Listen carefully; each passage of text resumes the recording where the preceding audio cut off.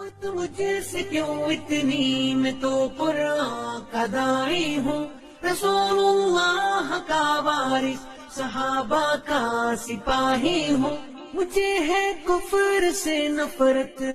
अस्सलामु अलैकुम वरहमतुल्लाहि वबरकातुहू।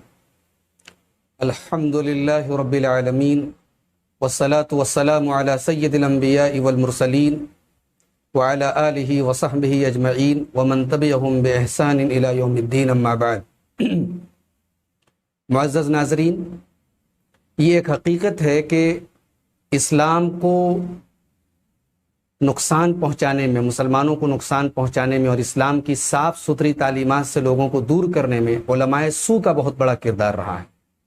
वो उलमा जो कुरान और सुन्नत में, कुरान में तो लफ्ज़ी तहरीफ़ नहीं कर सकते, लेकिन कुरान करीम की तफसीर में, उसके तर्जमे में तहरीफ़ करते हैं, अहादीस में ज़ईफ़ और मौज़ू रिवायात से अपने इस्तिदलाल की बुनियाद खड़ी करते हैं और उम्मत को गुमराह करने का काम करते हैं। ऐसे उलमा यहूद व नसारा के अंदर भी थे, उलमाए सू, और ऐसे उलमा इस उम्मत के अंदर, उम्मत मुहम्मदिया के अंदर भी मौजूद हैं। मुअज़्ज़ज़ नाज़रीन, आज हम बात करने जा रहे हैं एक वीडियो के मुतालिक जो हमारे किसी अजीज़ ने हमें भेजा है। ये तकरीबन 10 मिनट 25 सेकंड का एक वीडियो है। ये हैदराबाद, हिंदुस्तान के मशहूर शहर हैदराबाद से ताल्लुक़ रखने वाले मौलाना मोहम्मद अहमद नक्शबंदी, ये अपने हलक़े के बड़े मशहूर मुक़र्रिर माने जाते हैं। ये अलग बात है कि इनकी तकरीर सुनने के बाद कोई भी इस बात का बड़ी आसानी से अंदाज़ा लगा सकता है कि इनकी इल्मी सलाहियत क्या है। जो कुरान करीम की एक आयत को सही तरीके से न पढ़ पाएँ, जो हदीस रसूल को सही तरीके से न पढ़ पाएँ, न जिनकी उर्दू सही हो, न अरबी सही हो, उनकी इल्मी लियाकत का अंदाज़ा कोई भी बहुत आसानी से लगा सकता है। लेकिन बहरहाल मौलाना अहमद नक्शबंदी साहब अपने हलक़े में बहुत मशहूर हैं और बड़े अच्छे मुक़र्रिर माने जाते हैं। इनकी तकरीर जो है वो स्टैंड अप कॉमेडी से कम नहीं है। ये अपनी पूरी तकरीर में ज़ोर ज़ोर से चिल्लाते हैं, लोगों को हंसाते हैं, और ख़ुद इनके आसपास में जो पब्लिक बैठी रहती है वो भी ठाके लगा लगा के हंसती है। हमें नहीं मालूम कि एक कॉमेडी स्टेज और एक दीनी स्टेज में जो फ़र्क होना चाहिए, क्या अहमद नक्शबंदी साहब उस फ़र्क को महसूस नहीं करते, या उन्हें या उनके सुनने वालों को इन चीज़ों में कोई हर्ज महसूस नहीं होता। अल्लाह ताला उनको हिदायत दे, उनके सुनने वालों को भी हिदायत दे। हमारे पास जो 10 मिनट का ये वीडियो पहुंचा है मुअज़्ज़ज़ नाज़रीन, इसके अंदर मौलाना अहमद नक्शबंदी साहब ने कई जगहों पर बड़ी तहरीफ से काम लिया है। मैं नहीं चाहता था कि उनके इस वीडियो का जवाब दूं, मगर हमारे कई अहबाब ने वो वीडियो हमको भेज करके ये मुतालबा किया है कि इस तरीके की बातों का अगर सही पैगाम उम्मत तक नहीं पहुंचाया गया, लोगों तक नहीं पहुंचाया गया, तो बहुत सारे जो सादा लौह लोग हैं, सीधे सादे लोग हैं, उनको गुमराह किया जा सकता है। तो आज के इस वीडियो में हम अहमद नक्शबंदी साहब के उसी वीडियो का पोस्टमार्टम करेंगे। उस वीडियो की बुनियाद ये है, अहमद नक्शबंदी साहब उस वीडियो के अंदर जो लुब्बे लबाब है, जो बात कहना चाहते हैं वो ये है कि हर हदीस अमल के लिए नहीं होती। बहुत सारी हदीसें होती हैं जो अल्लाह के रसूल सल्लल्लाहु अलैहि वसल्लम के लिए ख़ास थी या एक वक्त तक के लिए थी, अब हमें उन पर अमल करने की ज़रूरत नहीं है। नाज़रीन, इससे कौन इनकार कर सकता है? हदीस किसको कहते हैं, पहले इसको आप समझ लीजिए। हर वो चीज़ जो अल्लाह के रसूल सल्लल्लाहु अलैहि वसल्लम से रिवायत की गई हो, चाहे वो आप सल्लल्लाहु अलैहि वसल्लम का कौल हो, चाहे वो आप सल्लल्लाहु अलैहि वसल्लम का अमल हो, चाहे आप सल्लल्लाहु अलैहि वसल्लम के ज़माने में कोई काम किया गया और आपने उसको बरकरार रखा, उसको हदीस कहा जाता है। हदीस में बहुत सारे वाक़यात का भी जिक्र होता है। हदीस में अल्लाह के रसूल सल्लल्लाहु अलैहि वसल्लम के मोजज़ात का भी जिक्र होता है। हदीस में अल्लाह के रसूल सल्लल्लाहु अलैहि वसल्लम की सीरत का भी जिक्र होता है, आपकी सूरत का भी जिक्र होता है। तो ये तो कोई नहीं कहता कि हर हदीस अमल करने के लिए होती है। भाई बहुत सारी हदीसें होती है जो जिनका अमल से ताल्लुक़ नहीं होता, उनकी तस्दीक करना होता है। हर सही हदीस तस्दीक करना हमें होता है कि उसमें अल्लाह के रसूल सल्लल्लाहु अलैहि वसल्लम ने जो बात बताई है, हमें उस पर तस्दीक करना है, उसको मानना है। हाँ, जो हदीस अमल के मुताल्लिक हो कि उसमें कहा गया हो कि ये अमल करो, या अल्लाह के रसूल सल्लल्लाहु अलैहि वसल्लम ने कोई अमल किया हो और ऐसी कोई दलील मौजूद ना हो कि वो अमल अल्लाह के रसूल के साथ खास था, तो यकीनन वो हदीस हमें उस पर अमल करना चाहिए। और हमारे अल्लाह के रसूल से मोहब्बत का भी तकाजा है और ईमान का भी तकाजा है कि हम उस हदीस पर अमल करें। तो हमारे बहुत सारे भाई जो आवाम को बेवकूफ़ बनाते हैं कि हदीस अलग होती है, सुन्नत अलग होती है, ये बिल्कुल ड्रामा है और इसका हकीकत से कोई दूर दूर तक ताल्लुक़ नहीं। हदीस और सुन्नत एक ही चीज़ होती है। सुन्नत अल्लाह के रसूल सल्लल्लाहु अलैहि वसल्लम के तरीके को कहते हैं, अल्लाह के रसूल सल्लल्लाहु अलैहि वसल्लम से साबित चीज़ों को कहते हैं, और उसी का नाम हदीस भी है। احمد نقشبندی صاحب سب سے پہلے اس ویڈیو کے اندر کہتے ہیں، آئیے دیکھتے ہیں وہ کیا کہتے ہیں۔ وہ کہتے ہیں کہ اللہ کے رسول نے 11 شادیاں کی تھیں اور 9 بیویاں آپ کی بیک وقت تھیں، تو اہل حدیث سے میں کہنا چاہوں گا کہ کیا تو بھی کرتا رہے؟ سنیے وہ کیا کہتے ہیں۔ وہ رسول اللہ کی شان تھی، وہ رسول اللہ کا معاملہ تھا۔ صحیح حدیث میں ہے رسول اللہ کی 11 شادیاں ہوئے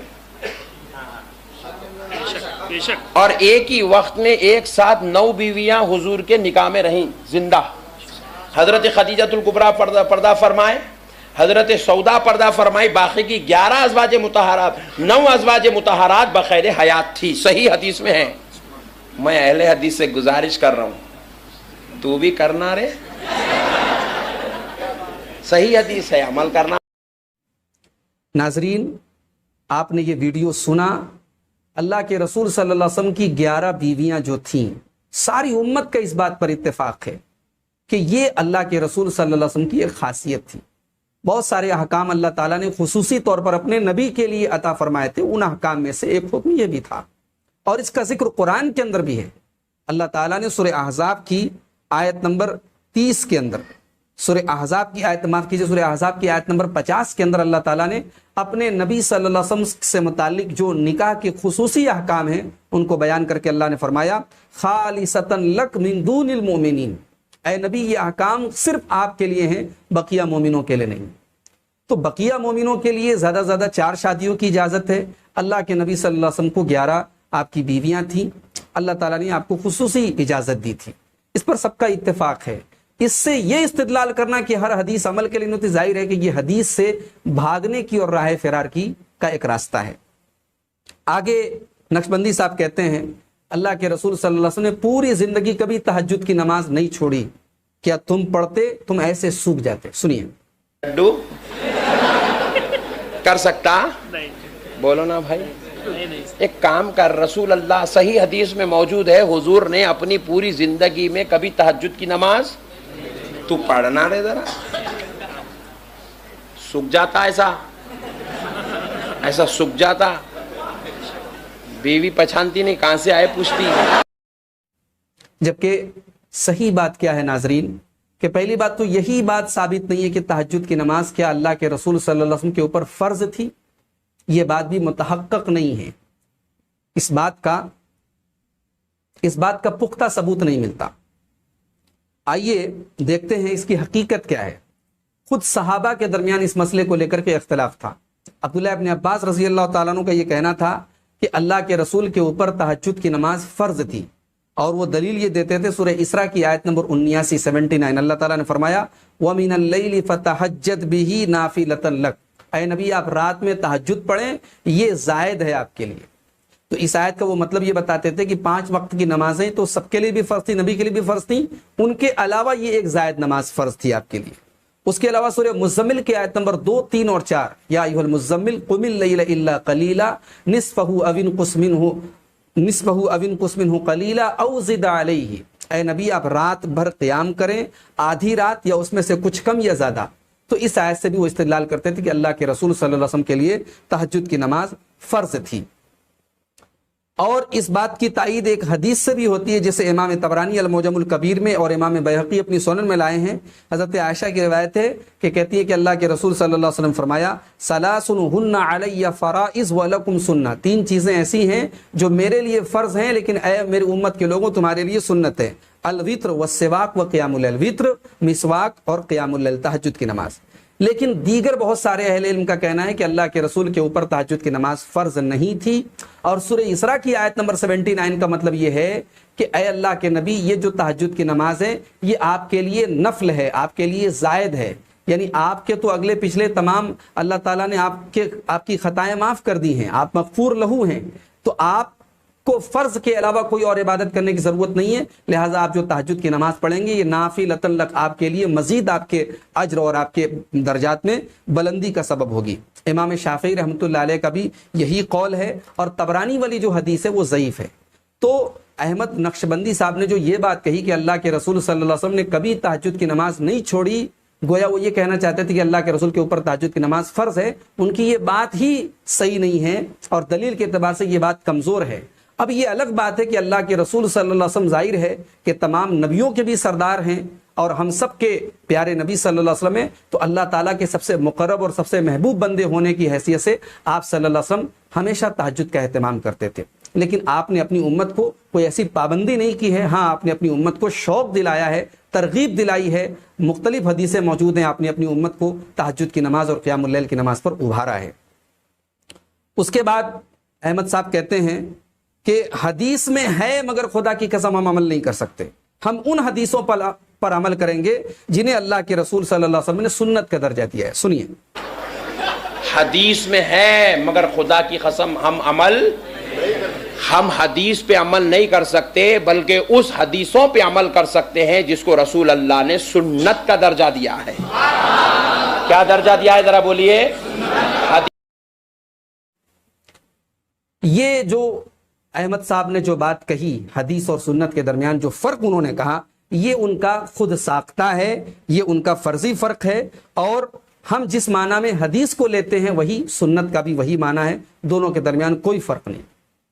اس کے بعد احمد صاحب ایک عجیب و غریب تقسیم حدیث کی پیش کرتے ہیں کہ حدیث دو طرح کی ہوتی ہے، ایک حدیث سنت اور ایک حدیث حکمت۔ سنیے، ناس کے لیے حدیث کی دو قسمیں ہیں، ایک ہوتی ہے حدیث حکمت، پوائنٹ نوٹ کرو، ایک ہوتی ہے حدیث اور ایک ہوتی ہے حدیث سنت، ذرا زور سے بولو، حدیث سنت، اور ایک ہوتی ہے حدیث حکمت۔ احمد صاحب اللہ کے واسطے لوگوں کو گمراہ کرنا بند کر دیجیے۔ یہ جو آپ نے دو تقسیم کی ہے کہ ایک حدیث حدیث سنت ہوتی ہے، ایک حدیث حدیث حکمت ہوتی ہے، جاہلانہ تقسیم ہے، اور 1400 سال سے لے کر اللہ کے رسول صلی اللہ علیہ وسلم کے بعد صحابہ سے لے کر آج تک ان 1400 سالوں میں کسی نے بھی حدیث کی ایسی تفریق نہیں کی ہے۔ محترم ناظرین، اصول حدیث کی کوئی بھی کتاب آپ اٹھا کے دیکھ لیں، ایسی کوئی جو ہے آپ کو تقسیم نہیں ملے گی کہ ایک حدیث حدیث سنت ہوتی ہے، ایک حدیث حدیث حکمت ہوتی ہے۔ ہاں یہ ضرور ہے کہ بہت سارے معاملات ہیں، بہت سارے اعمال ہیں جو اللہ کے رسول صلی اللہ علیہ وسلم کے ساتھ خاص تھے۔ ایسا کوئی عمل ہوتا تھا تو کوئی اللہ کے رسول صلی اللہ علیہ وسلم بتا دیتے تھے کہ یہ چیز میرے لیے خاص ہے، یا علماء کا اس بات پر اتفاق ہے کہ یہ چیز اللہ کے رسول کے ساتھ ہے۔ میں دو تین اس کی مثالیں آپ کے سامنے پیش کر دیتا ہوں۔ جیسے اللہ کے رسول صلی اللہ علیہ وسلم کبھی کبھی صوم وصال رکھتے تھے، یعنی ایک ساتھ 2 روزے ملا کر کے رکھتے تھے، بیچ میں افطار نہیں، سحری نہیں، ایک سحری کیا، پھر رات بھر بھی بھوکے رہے آپ، پھر اگلے دن کا بھی روزہ آپ نے اس میں ملا دیا، دو روزوں کو مرج کر دیا، ملا دیا، اس کو صوم وصال کہا جاتا تھا۔ اللہ کے رسول صلی اللہ علیہ وسلم کبھی کبھی یہ صوم وصال رکھتے تھے، لیکن آپ نے اپنی امت کو منع کیا۔ صحیح بخاری کی 1922 اور صحیح مسلم کی 1102 نمبر کی روایت ہے، حضرت عبداللہ ابن مسعود رضی اللہ عنہ کہتے ہیں کہ اللہ کے نبی صلی اللہ علیہ وسلم نے صوم وصال رکھا تو لوگوں نے بھی صوم وصال رکھا، تو لوگوں کو پریشانی لاحق ہو گئی، تو لوگوں نے اللہ کے رسول نے لوگوں کو منع کیا، تو لوگوں نے کہا کہ انک تواصل، اے اللہ کے نبی آپ تو ایسا روزہ رکھتے ہیں، تو پیارے رسول صلی اللہ علیہ وسلم فرمایا لست کہیئتکم، میں تمہاری طرح نہیں ہوں، میرا معاملہ تمہارے جیسا نہیں ہے، انی اظل اطعم و اسقا، مجھے کھلایا اور پلایا جاتا ہے، یعنی اللہ کی طرف سے مجھے بھوک اور پیاس کا احساس نہیں ہوتا، میں ایسا روزہ رکھ سکتا ہوں، تم مت رکھو۔ تو ظاہر ہے کہ یہ اللہ کے رسول کے ساتھ ایک خاص معاملہ تھا، اور پیارے نبی صلی اللہ علیہ وسلم نے اس کی وضاحت کر دی۔ ایسی ایک اور مثال دیکھیے، کبھی کبھی اللہ کے رسول صلی اللہ علیہ وسلم تہجد کی نماز پڑھنے کے بعد تھوڑی دیر آرام کرتے تھے، پھر اٹھ کر وتر کی نماز پڑھتے تھے۔ تو اما عائشہ نے ایک مرتبہ پوچھا کہ تنام قبل ان توتر، اے اللہ کے رسول آپ وتر کی نماز کے پہلے تھوڑی دیر سوتے ہیں اور پھر وتر پڑھ لیتے، وضو نہیں کرتے؟ تو پیارے نبی صلی اللہ علیہ وسلم نے فرمایا تنام عینی ولا ینام قلبی، میری آنکھیں سوتی ہیں لیکن دل نہیں سوتا۔ یہ صحیح بخاری کی 3569 اور صحیح مسلم کی 738 نمبر کی روایت ہے۔ اسی طریقے سے پیارے نبی صلی اللہ علیہ وسلم جب نماز کھڑی ہوتی تھی، صفیں جب سیدھی کرنے لگتے تھے تو آپ اپنے صحابہ سے کہتے تھے صفیں سیدھی کر لو، میں اپنے پیچھے بھی دیکھتا ہوں۔ اللہ کے نبی فرماتے تھے اقیم الصفوف فانی اراکم خلف ظہری، اپنی صفیں سیدھی کر لو کیونکہ میں اپنی پیٹھ کے پیچھے بھی دیکھتا ہوں۔ یہ صحیح بخاری کی 718 اور صحیح مسلم کی 425 نمبر کی روایت ہے۔ تو یہ وہ چیزیں ہیں جو اللہ کے رسول کے ساتھ خاص تھیں، ان کی وضاحت حدیثوں کے اندر ہے، یا امت کا ان کے اوپر اتفاق ہے کہ یہ چیزیں اللہ کے رسول کے ساتھ خاص تھیں۔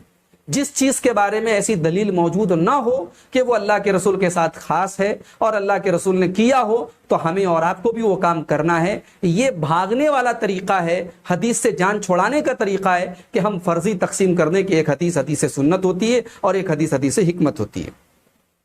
اس کے بعد کہتے ہیں احمد صاحب کہ پیٹ پر پتھر باندھنا یہ رسول اللہ کی سنت حکمت ہے. سنیے سنت اور ایک ہوتی ہے حدیث حکمت.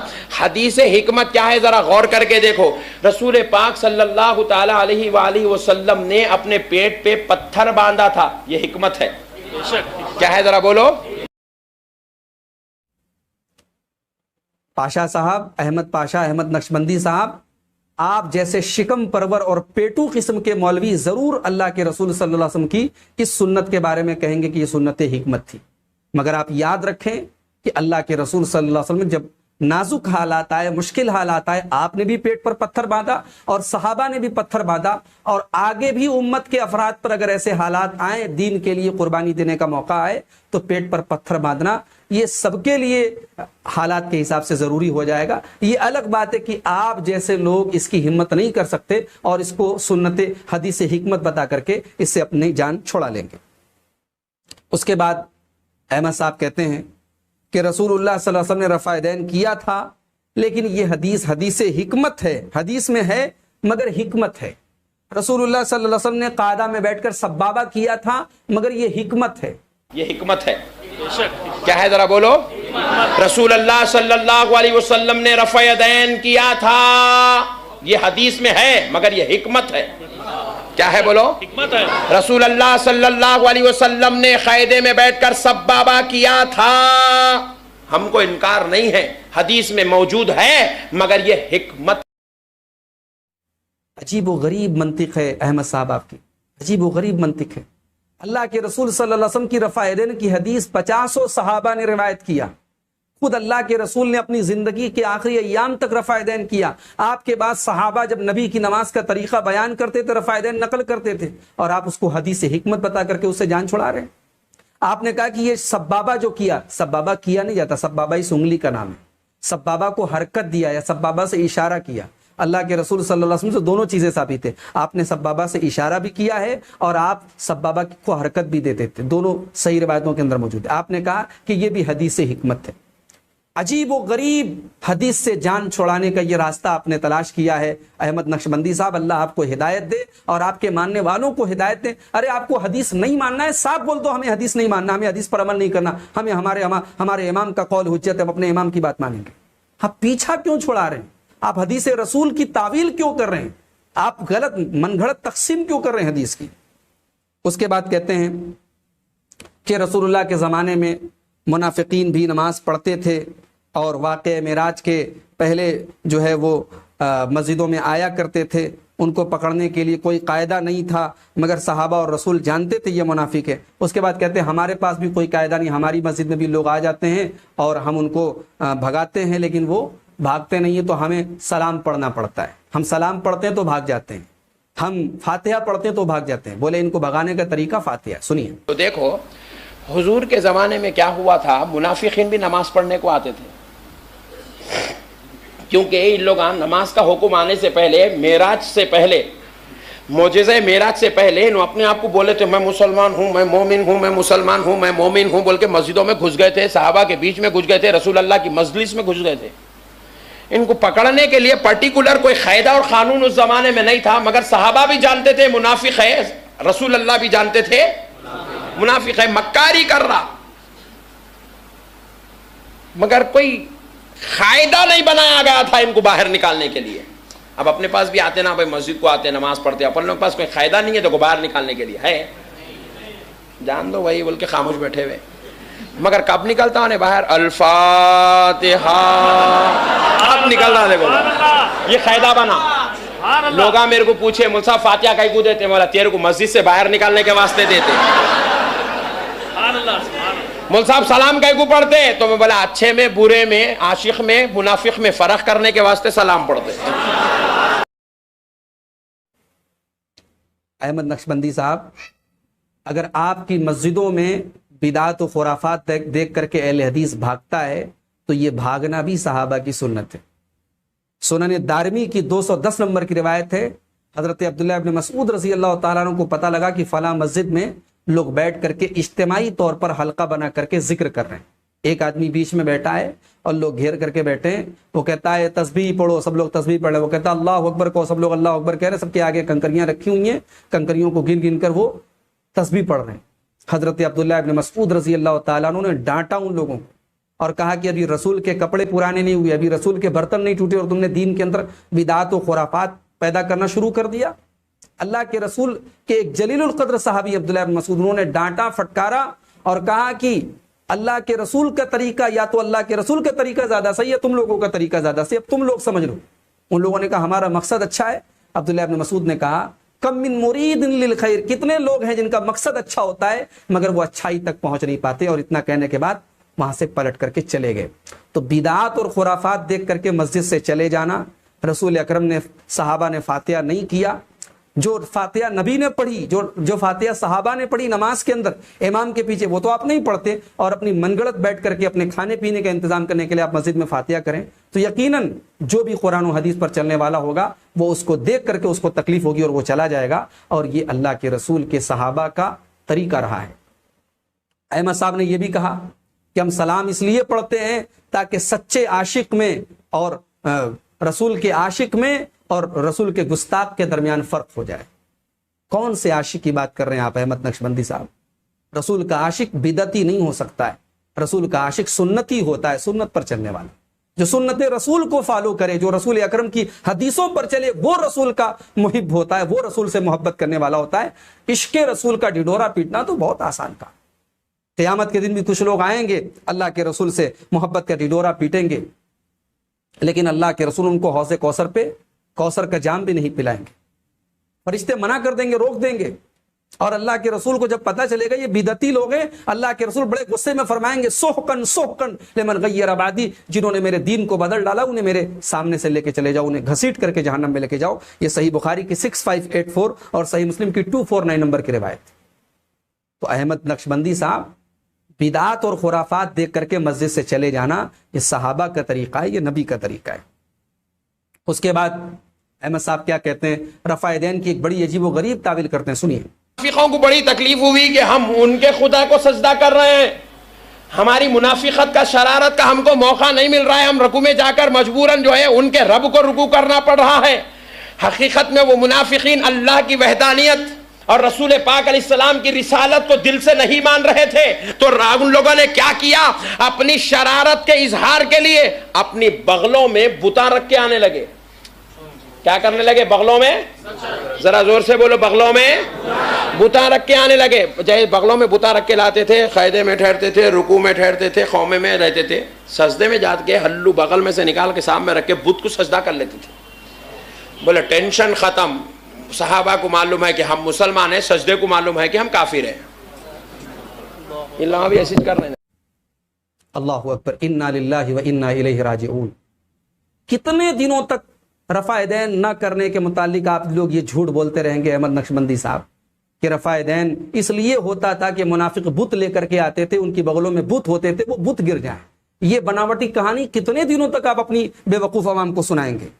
میں چیلنج کرتا ہوں احمد نقشبندی صاحب، آپ کو اور آپ کی پوری ذریت کو، ایک صحیح نہیں ایک ضعیف حدیث پیش کر دو، ایک ضعیف حدیث پیش کر دو کہ اللہ کے رسول کے زمانے میں رفع دین اس لیے کراتے تھے اللہ کے رسول صلی اللہ علیہ وسلم تاکہ لوگوں کی بغل سے بت گر جائیں۔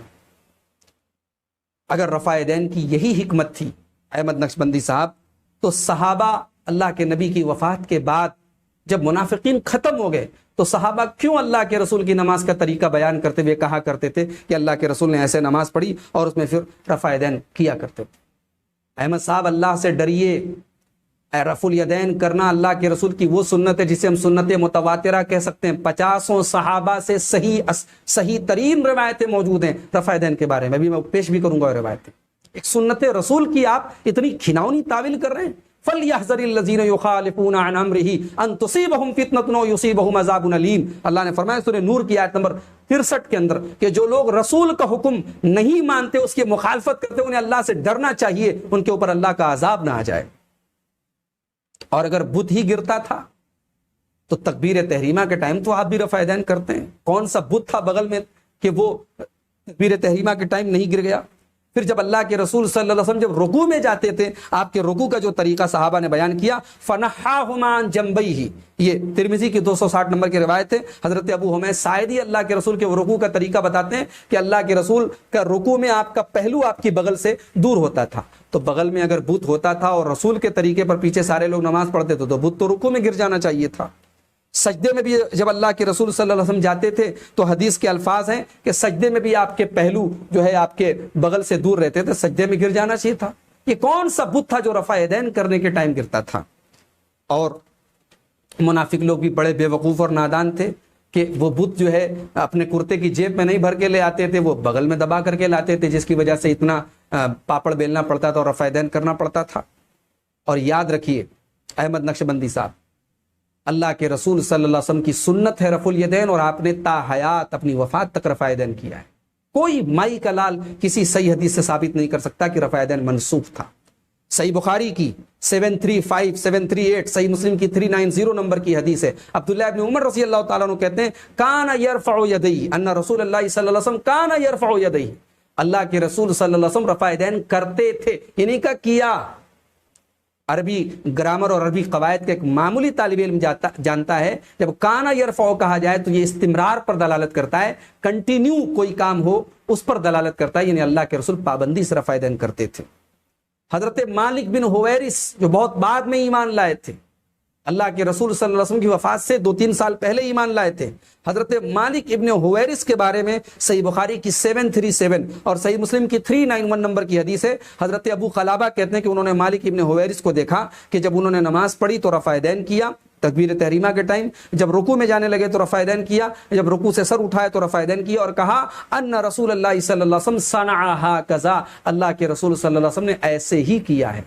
بتائیے احمد نقشبندی صاحب، یہ رفع یدین اگر اللہ کے رسول نے بتوں کی وجہ سے کیا تھا تو اللہ کے رسول نے اپنی وفات کے وقت اپنے آخری ایام میں رفع یدین کیوں کیا؟ حضرت وائل ابن حجر سن 9 ہجری میں ایمان لائے، وہ کہتے ہیں صحیح مسلم کی 401 نمبر کی حدیث ہے، کہتے ہیں کہ میں نے اللہ کے نبی کو دیکھا جب آپ نماز میں داخل ہوتے اللہ اکبر کہتے اور اپنے کانوں تک اپنے ہاتھوں کو اٹھا کے رفع یدین کرتے، پھر اپنے ہاتھ کے اوپر کپڑے میں اپنے آپ کو لپیٹ لیتے، پھر اپنا داہنا ہاتھ اپنے بائیں ہاتھ پر رکھتے، پھر جب رکوع میں جانے لگتے اپنے ہاتھوں کو نکالتے اور انہیں اٹھاتے، اللہ اکبر کہتے، رکوع میں جاتے، پھر رکوع سے جب اٹھتے سمیع اللہ لمن حمیدہ کہتے تو پھر رفع یدین کرتے۔ یہ صحیح مسلم کی روایت ہے۔ احمد نقشبندی صاحب، رفع یدین اگر آپ کو نہیں کرنا ہے آپ مت کیجئے، آپ صاف بول دیجئے بھئی ہم ان حدیثوں کو نہیں مانتے، لیکن ان حدیثوں کا گلا مت گھوٹیے، اللہ کے رسول کی ایک سنت کی جھوٹی تعویل مت کیجئے، اس کو تعویل کی خرات پر اس سنت رسول کو ذبح کرنے کی کوشش مت کیجئے، میری آپ سے گزارش ہے۔ آگے احمد نقشبندی صاحب کہتے ہیں حدیث ہے ایتھنٹک تھی، اتنا بھی اس بندے کو نہیں معلوم کہ آتھینٹک ہوتا ہے، ایتھنٹک نہیں ہوتا ہے۔ ان کے نام کے آگے علامہ اور فلاں فلاں لکھا ہوا ہے، ارے بھائی جب انگریزی نہیں آتی تو کیوں انگریزی کے الفاظ بولتے ہو؟ کہتے ہیں حدیث ہے ایتھنٹک ہے، امام بخاری نے روایت کی مگر امام اعظم نے بتایا کہ ہر حدیث اس لائق نہیں ہوتی، اس پر عمل کیا ہے۔ سنیے، ملتی چلے گئی، پھیلتی چلی گئی، امام بخاری کو ملی، ایتھنٹک تھی، صحیح تھی، امام بخاری نے بخاری میں کوڈ تو کیا مگر امام اعظم نے بتایا ہر حدیث صحیح تو ہوتی ہے لیکن ہر صحیح پر عمل نہیں ہوتا ہے، عمل حکمت والی حدیث پر نہیں سنت والی حدیث پر عمل ہوتا ہے۔ احمد نقشبندی صاحب، آپ امام اعظم یعنی امام ابو حنیفہ رحمۃ اللہ جن کو آپ امام اعظم کہتے ہیں، حالانکہ ہمارا تو یہ ماننا ہے کہ امام اعظم اگر کوئی ہے سب سے عظیم امام، سب سے بڑا امام، امام کائنات جناب محمد رسول اللہ صلی اللہ علیہ وسلم، لیکن بہرحال چلیے آپ نے امام اعظم کہا ہے، اور یقیناً چاروں امام میں امام ابو حنیفہ رحمۃ اللہ علیہ سب سے پہلے امام ہیں اور ان کی بڑی ہم تعظیم کرتے ہیں، احترام کرتے ہیں۔ آپ نے ان کے متعلق بھی جھوٹ بولا ہے کہ انہوں نے بتایا کہ ہر حدیث صحیح ہوتی ہے مگر عمل کے لیے نہیں ہوتی، ایسا قطعی نہیں ہے۔ ارے امام ابو حنیفہ کا پیغام تو یہ کہ صحیح حدیث مل جائے تو یہ مت دیکھو کہ ابو حنیفہ کیا کہہ رہا ہے، اس حدیث کو اپنا لو۔ اور یہ میں نہیں کہہ رہا ہوں، آپ کے حنفی مسلک کے بہت مشہور عالم ہیں علامہ ابن عابدین، اور حنفی فقہ کی بڑی مشہور کتاب ہے الدر المختار، اس کے حاشیے پر علامہ ابن عابدین کہتے ہیں جلد نمبر 1 صفحہ نمبر 67 کے اوپر آپ کو یہ الفاظ مل جائیں گے، کہتے ہیں صح نبی حنیفہ، امام ابو حنیفہ سے یہ بات صحیح طریقے سے ثابت ہے، انہو قال کہ انہوں نے فرمایا اذا صح الحدیث فہو مذہبی، جب صحیح حدیث مل جائے تو وہی میرا مذہب ہے۔ امام ابو حنیفہ نے تو یہ تعلیم دی اور آپ ان کے ماننے کا دعویٰ کر کے اتنی بے بنیاد بات کہہ رہے ہیں کہ امام ایتھنٹک حدیث ہے، امام بخاری نے نقل کیا ہے، مگر امام اعظم نے آ کر کے بتا دیا کہ حدیث تو صحیح ہے مگر عمل کرنے کے لائق نہیں۔ اس کے بعد بڑی عجیب و غریب مثالیں دیتے ہیں اور کہتے ہیں کہ بھئی دیکھو میں مسجد میں آیا ہوں، تقریر ہو رہی ہے، کرسی رکھی ہے مہاراجہ کرسی، اب میں چلا جاؤں گا تو اگلے دن اس کرسی کی کیا ضرورت ہے؟ سنیے کیا کیا کہہ رہے ہیں احمد نقشبندی صاحب۔ حکمت تھی، آج میں مسجد میں آیا، کرسی ہے مہاراجہ کرسی، کل تک شادی خانے میں تھی، آج مسجد کو آ گئی، وہاں دولہا بیٹھا تھا یہاں مولانا بیٹھے۔ اب آپ بولیں گے ارے کیا یار ہو، مسجد میں کل کرسی دیکھا تھا آج نہیں دکھ رہی، بلکہ کل بولے تو صدر صاحب آپ کو مارتے، دیوانہ ہوگا کیا؟ کل مولانا آئے تھے بلکہ ڈالے، روزانہ رکھتے کیا؟ پوائنٹ نوٹ کرو۔ شولاپور کے لوگ ادھر سے گزرتے گزرتے بولے اماں اتنے ہے مسلمان مسجد کو نماز پڑھنے آتے ہیں، کل بول رہا ارے اتنے کل تھے آج دکھ رہے چھ نہیں، تو آپ بولیں ارے کل جلسہ تھا بول کے آئے رے بھائی، روزانہ رہتے کیا اتنے لوگا؟ بات سمجھ میں آ رہی؟ آپ کو بخار آیا گولی کھاتے 3 دن 5 دن 8 دن 10 دن، بخار ختم گولی ختم۔ نہیں اب ڈاکٹر صاحب بہت پڑھے لکھے ہیں، لکھے بلکہ روزانہ کھاتے جاتے ہیں۔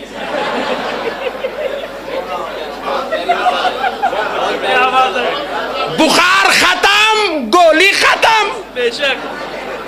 شرارت منافقین کی تھی، شرارت ختم تو عمل بھی ختم۔ احمد صاحب دین کے اندر لاجک نہیں چلے گی، دین کے اندر منطق نہیں چلے گی۔ رسول اکرم نے اگر نماز کا کوئی طریقہ بتایا ہے وہ 1400 سال پہلے بھی چلے گا اور آج بھی چلے گا، کیونکہ رسول نے خود فرمایا صلو کما رأیتمونی اصلی، نماز ویسے پڑھو جیسے مجھے پڑھتے ہوئے دیکھتے ہو۔ یہ صحیح بخاری کی 631 اور صحیح مسلم کی 674 نمبر کی حدیث۔ رفع دین اللہ کے رسول نے اگر کیا ہے تو 1400 سال پہلے بھی وہ حدیث تھی اور سنت تھی اور آج بھی سنت ہے، وہ آپ کے کہنے سے حدیث حکمت نہیں ہو جائے گی۔ اس کے بعد کہتے ہیں کہ نماز استسقاء ہوتی ہے، بارش نہیں ہو رہی تھی ہم نے نماز استسقاء پڑھی، اب بارش ہو گئی تو ضرورت نہیں ہے، گرہن لگا تھا تو کسوف کی نماز پڑھی، گرہن ختم ہو گیا تو کسوف کی نماز پڑھنے کی ضرورت نہیں۔ سنیے احمد صاحب کیا کہتے ہیں۔ اب دیکھو بارش نہیں ہو رہی، نماز استسقاء پڑھ رہے ہیں، پوائنٹ نوٹ کرو، بارش پڑ گئی اب پھر میدان کو جاتے ہیں، اب نہیں جانا اب ڈوب جاتے ہیں۔ جب سوکھے تھے تالاباں بول کے گئے، اب گیا تو آنا مشکل ہے۔ بارش ہو گئی نماز ختم، اب اگر کوئی صاحب بول رہے فل بارش ہو رہی 8 دن سے، آؤ نماز استسقاء پڑھے، بولے پاگل ہوگا کیا؟ نماز تو ہے مگر پڑھنے کا وقت ہے، سچویشن ہے، حالات ہے، پوزیشن ہے، اس کے حساب سے وہ نماز پڑھی جائے گی، ہر دن وہ نماز۔ اب اگر کوئی مسجد والے اگر اعلان کر دے نماز کسوف کا اہتمام ہے، آپ بولیں گے سورج گہن چاند گہن ہے کیا؟ نماز کسوف و خسوف کا اہتمام ہے، سورج گہن چاند گہن ہوا تو یہ نماز پڑھتے، اچھا سورج ہے اب کئی کو پڑھتے۔ احمد صاحب یہی بات تو ہم آپ کو سمجھانے کی کوشش کرتے ہیں کبھی کبھی کہ آپ اذان ہونے والی ہوتی ہے، مؤذن آپ کے ہاں لاؤڈ اسپیکر پر آتا ہے اور اذان کے پہلے درود پڑھتا ہے اور ہم نہیں پڑھتے تو آپ ہمیں گستاخ کہتے ہیں۔ درود پڑھنا یہ غلط نہیں ہے، لیکن درود پڑھنے کی وہ جگہ نہیں ہے۔ پیارے نبی صلی اللہ علیہ وسلم نے اذان کے پہلے درود پڑھنے کا حکم نہیں دیا۔ پیارے نبی نے فرمایا، صحیح مسلم کی 384 نمبر کی روایت ہے، آپ نے فرمایا کہ اذا سمعتم المؤذن فقولوا مثل ما یقول، جب مؤذن کی اذان سنو تو اذان کا جواب دو، ثم صلوا علی، پھر اذان کے بعد میرے اوپر درود پڑھو۔ اذان درود صحیح ہے لیکن جگہ غلط ہے، وہاں اس کی جگہ نہیں ہے۔ اور اسی طریقے سے احمد نقشبندی صاحب میت کو دفنانے کے بعد قبر پہ آپ لوگ کھڑے ہو کر کے اذان دیتے ہیں اور لوگ بولتے ہیں کہ اذان، جب کہا جاتا ہے یہ اذان غلط ہے تو کہتے ہیں ارے بھائی اذان ہی تو دی جا رہی ہے، اذان اپنی جگہ صحیح ہے مگر یہاں اذان کا موقع نہیں۔ یہ بات تو ہم آپ کو سمجھانے کی کوشش کرتے ہیں۔ بہرحال لو آپ اپنے دام میں صیاد آ گیا، آپ نے کسی طریقے سے یہ بات مانی کہ جہاں جس چیز کی سچویشن ہو وہاں وہ کام کرنا چاہیے، لیکن رفع دین کی جہاں نماز میں پیارے نبی نے سچویشن بتائی ہے وہ وہیں کرنا چاہیے۔ آخری بات جو احمد نقشبندی صاحب کہتے ہیں، پورے تقریباً 10 منٹ کے ویڈیو میں انہوں نے یہ اکلوتی حدیث پڑھی ہے، کہتے ہیں حدیث ہے، صحیح مسلم کی حدیث ہے، نبی نے دیکھا لوگ رفع یدین کر رہے ہیں، نبی نے فرمایا جانوروں جیسی حرکت کیوں کر رہے ہو؟ نماز ادب کا نام ہے۔ سنیے کیا کہتے ہیں احمد صاحب۔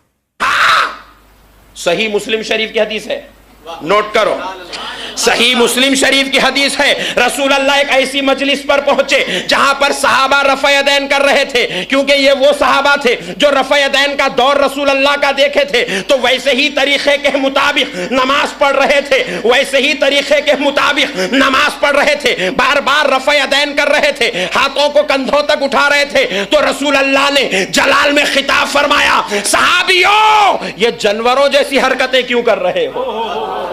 صحیح مسلم کی حدیث ہے، رسول اللہ نے کہا صحابیوں یہ جانوروں جیسی حرکت کیوں کر رہے ہو؟ نماز تو ادب کا نام ہے، نہیں؟ احمد نقشبندی صاحب، حدیث کیا ہوتی ہے اور صحیح مسلم کی حدیث ہے تو الحمدللہ آپ سے بہتر اس حدیث کو ہم نے پڑھا ہے اور جانتے ہیں۔ آئیے وہ حدیث آپ کو پڑھ کے سنا دیتے ہیں۔ صحیح مسلم کی 431 نمبر کی حدیث ہے، 430 نمبر کی حدیث ہے۔